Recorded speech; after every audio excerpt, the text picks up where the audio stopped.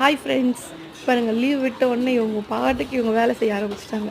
கூட்டாஞ்சாறு செய்கிறேன், சமையல் செய்கிறேன், தோசை செய்கிறேன் அப்படின்னு சொல்லிட்டு இங்கே பாருங்கள் என்னென்ன பண்ணிகிட்ருக்காங்க பாருங்கள். ஆளுக்கு ஒரு அடுப்பு வச்சு பண்ணிகிட்ருக்காங்க. எண்ணெய் ஊற்றியாச்சு, வெங்காயம் போட்டாச்சு, கடுகு போட்டாச்சு.